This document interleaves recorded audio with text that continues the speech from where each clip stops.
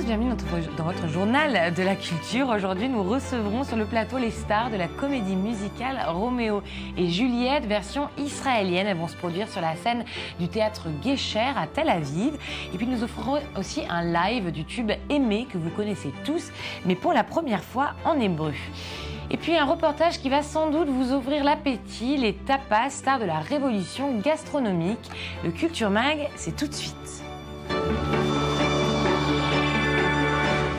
Roméo et Juliette, la plus grande histoire d'amour de tous les temps, l'œuvre la plus iconique de Shakespeare. Vous vous rappelez aussi sans doute de l'adaptation de Gérard Presgurvic, qui en avait fait une comédie musicale en France et qui a finalement été jouée dans plus de 17 pays avec plus de 5 millions de spectateurs. C'est à présent en Israël que le spectacle sera représenté face au public du théâtre Guécher à Tel Aviv en février.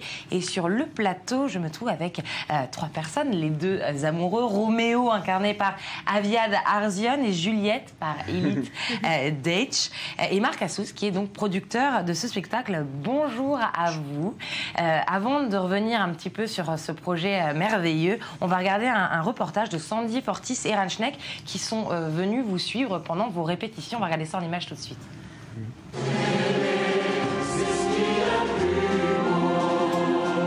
Une chanson dont on se souvient encore 15 ans après sa création. Depuis, elle est passée dans 17 pays et dans autant de langues, et aujourd'hui, c'est en Israël qu'on va pouvoir fredonner ses notes. La comédie musicale Roméo et Juliette, écrite et composée par Gérard Presgurvic, a été adaptée en hébreu pour le public israélien. Un spectacle qui verra le jour à Tel Aviv sous l'impulsion du producteur français Marc Assous. Qui dit en hébreu dit traduction, adaptation. Notre cher adaptateur Yaakov Setter nous a fait une traduction extraordinaire, très profonde, avec le respect bien sûr de l'œuvre initiale de Gérard Presgurvic. On l'a décortiqué mot après mot, virgule après virgule, pour que ça se rapproche le plus possible du sens original. Au casting de cette version israélienne, 11 artistes, dont 10 jeunes talents israéliens et une seule francophone. L'idée était de donner la touche israélienne. Je pense que c'était là l'idée de Marc Assous de le faire en hébreu. Donc c'était quand même plus adapté de le donner à des artistes israéliens. C'est un challenge. Un défi d'autant plus difficile à surmonter quand les artistes et l'équipe de direction artistique ne parlent pas la même langue.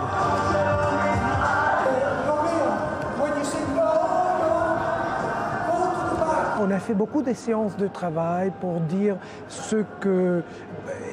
Parce que aussi l'hébreu et le français c'est très différent, donc il a fallu trouver des choses qui veulent dire la même chose mais avec les mots en hébreu. On parle en anglais, en hébreu, on essaye de se faire comprendre et ça marche, ça fonctionne très bien. Maintenant, il est vrai que ça n'est pas la même mentalité, donc on s'adapte et eux aussi s'adaptent, donc ça donne un super Guécher franco-Israël magnifique. Un mix qui permet de donner un brin de nouveauté à cette comédie musicale déjà adaptée à plusieurs reprises. J'ai eu la chance de rencontrer Gérard Presgurvic et donc qui m'a donné, j'ai envie de dire, presque totale liberté. Disons qu'on est contraint parce que les décors, c'est les mêmes qu'à Paris en 2010, mais j'ai voulu créer quelque chose de nouveau avec les gens d'ici. D'habitude, en Israël, on voit les mêmes spectacles qui sont joués encore et encore. Pour la première fois, le public peut voir quelque chose qui n'a jamais été vu avant. Un spectacle donc très différent des productions israéliennes, mais aussi avec de nouvelles têtes à l'affiche.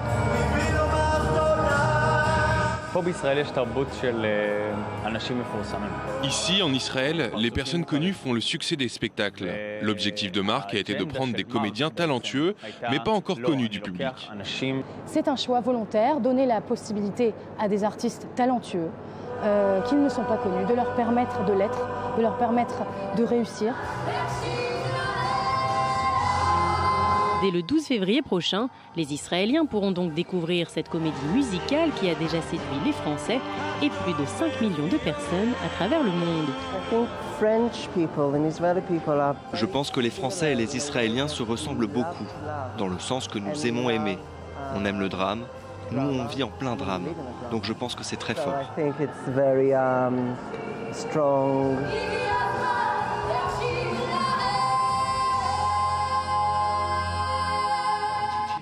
c'est très fort. Marc Assous, donc producteur de ce spectacle. D'abord, elle est venue d'où cette idée ? J'ai toujours été un petit peu dans la production, puisque je suis à l'initiative de Voltage FM en France. J'ai été associé à des gens qui étaient assez forts dans ce milieu. La musique, ça a toujours été une passion. De la production, ça a toujours été une passion, mais j'ai jamais pu la mettre en œuvre. J'ai 4 enfants, il a fallu subvenir aux besoins de la famille, donc j'ai travaillé dans d'autres milieux, dans d'autres domaines. Et aujourd'hui, effectivement, je me suis réalisé dans cette opération avec une comédie musicale qui me touche énormément et de très très près. Roméo et Juliette, c'est la plus belle histoire d'amour, mais c'est aussi... Comme chaque réalisateur aussi qui mettent beaucoup dans leur premier film, j'ai, grâce à mes traducteurs et adaptateurs, mis beaucoup de moi dans cette comédie musicale. Oui, parce qu'il faut le rappeler, en fait, le spectacle est complètement en hébreu, c'est un spectacle complètement made in Israël. Est-ce que vous comptez attirer un public uniquement d'Israéliens ou d'expatriés ? J'aimerais bien attirer d'abord tout public, parce qu'il y a des traductions russes, français, anglais, mais c'est une pièce qui va c'est un musical show qui va se jouer en hébreu. Et le pari était là, en fait. Le pari était de le faire en hébreu. Et d'ailleurs, au niveau des chansons, etc., en hébreu, ça sonne super bien, quoi. C'est une langue qui est très jolie en chansons. Des chansons que vous allez faire sur scène tous les deux. Donc, Roméo et Juliette, ce sont des jeunes comédiens qui vous avez donné la chance. C'est rare en Israël de prendre des jeunes talents en tête d'affiche. Ça a été un risque. Ça a été un risque énorme. J'aurais pu effectivement prendre un Roméo hyper connu, une Juliette hyper connue, mais j'avais pas envie. Et puis ces deux personnes m'ont ému énormément. J'ai été très touché par leur sensibilité, par leur voix, par leur façon d'être. Et j'avais envie de donner une chance à des petits jeunes qui avaient envie d'être propulsés sur la scène. Et en fait, c'est vrai, moi je démarre aussi, puisque en comédie musicale, j'ai jamais rien fait, c'est la première fois. Et j'avais envie d'aider le peuple. J'avais envie de mettre le peuple en avant. L'histoire de Roméo et Juliette, c'est non seulement un petit peu mon histoire, mais c'est aussi un peu l'histoire de familles qui sont riches.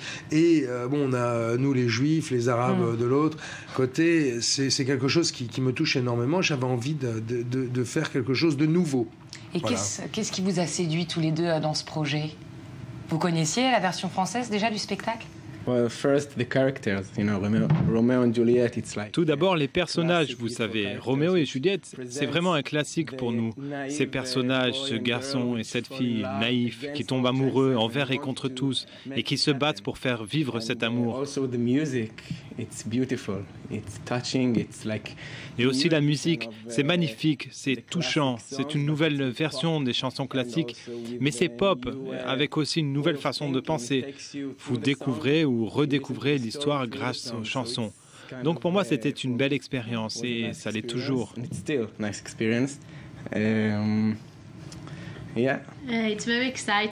très passionnant de jouer un rôle comme celui de Juliette ou celui de Roméo. Je pense que c'est le rêve de tout acteur que de jouer un tel rôle shakespearien. Et l'expérience que l'on a eue de travailler avec le metteur en scène de Paris et avec Marc, c'est très nouveau. Un nouveau projet, c'est très... C'est comme une bouffée d'air frais, une nouvelle lumière à Tel Aviv. C'est quelque chose d'international qui arrive ici.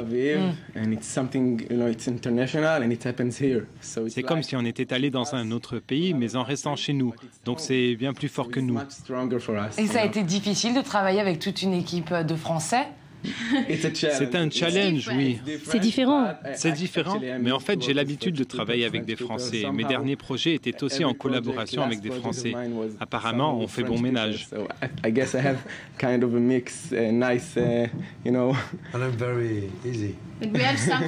On a beaucoup de choses en commun. Les Français sont très chaleureux, comme les Israéliens.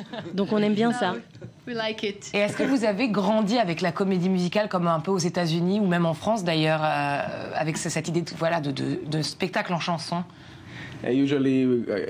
Oui, tout à fait. J'ai vu beaucoup de comédies musicales à Londres, à New York. J'aime beaucoup les comédies musicales. C'est souvent très beau, comme un fantasme qui prend vie. Parfois, vous prenez une chanson, elle raconte une histoire réelle, mais quand on la chante sur scène, ça devient énorme. C'est génial, c'est vraiment comme un fantasme.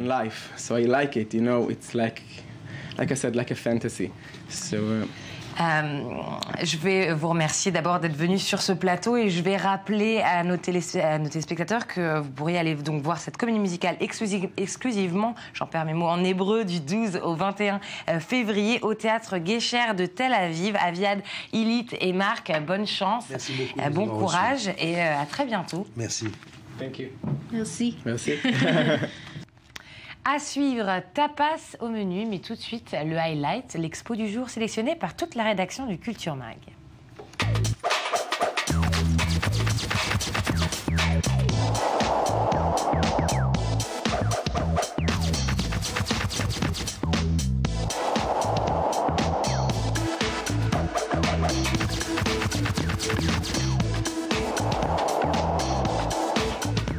Ai Weiwei, probablement l'artiste chinois le plus connu à l'étranger, surtout pour ses positions anti-régime.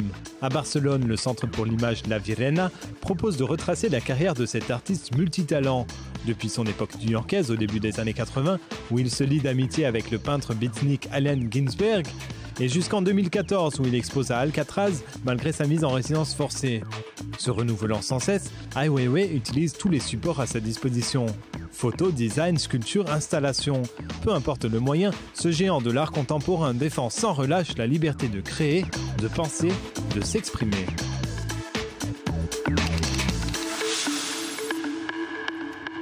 Et on the table, les tapas, ce sont les petites héroïnes d'une révolution gastronomique réinventée par les plus grands chefs ou dans de petits ateliers de cuisine. Elles trônent dans les concours internationaux ou au bar du coin. Les tapas sont devenus les stars de la nouvelle gastronomie espagnole. Reportage. Elles se picorent à la bonne franquette, seules, en amoureux ou entre amis. Les tapas, ces petits amuse-gueules garnis de 1001 ingrédients, sont une institution en Espagne. Symbole de la convivialité du pays, elles accompagnent inévitablement et gratuitement toute boisson dans les bars ou les restaurants. Au marché San Miguel de Madrid, on en achète de toutes sortes et pour tous les goûts à déguster sur place. En Espagne, c'est très typique les tapas avant d'aller manger. On prend une bière ou du vin. C'est typique pour ouvrir l'appétit. C'est entrer en contact avec d'autres personnes, parler, communiquer. C'est l'ambiance. À notre réception de mariage, il y aura des tapas. Les tapas remontent au Moyen-Âge. À l'époque, c'était de petites tranches de charcuterie posées sur les verres de vin pour les protéger de la poussière ou des insectes. Depuis une quinzaine d'années, les plus grands cuisiniers espagnols revisitent cette petite gourmandise aux origines modestes. Certains ont même ouvert des restaurants spécialisés aux tarifs plus accessibles que leurs établissements étoilés. Toute notre génération s'est impliquée d'une certaine manière pour se rapprocher du monde des tapas, pour donner du prestige à cet univers, et en proposer dans d'autres restaurants qui seraient un peu ce qu'a été en son temps pour nos collègues et pour nos maîtres français, le concept du bistrot. Un concours international de tapas est même organisé chaque année à Valladolid. Dans le jury, des chefs et des experts gastronomiques d'une douzaine de pays. Autre signe de cette seconde jeunesse, des écoles privées de cuisine proposent des ateliers collectifs de tapas créatives pour apprendre à les préparer. L'engouement est réel et le profil des apprentis très varié. Comme il y a plus de recettes que dans un menu normal, tu peux avoir plus d'idées que dans un menu classique. Et c'est plus créatif aussi. Tu peux expérimenter davantage. Là encore, la tradition est respectée. Bonne humeur et convivialité sont de mise. Et bien sûr, le cours se termine par la dégustation. Voilà qui donne fin. C'est la fin du Culture Mag. Merci de nous avoir suivis. On va se quitter en chanson. Ils étaient avec nous sur le plateau au début de cette émission. La troupe Roméo et Juliette version israélienne interprète le titre phare Aimer, mais en hébreu ça donne Léoève. On écoute ça tout de suite. Retrouvez-nous sur le site internet i24news.tv si vous avez envie de regarder ces programmes à nouveau. Voilà, bon retour sur la planète Terre.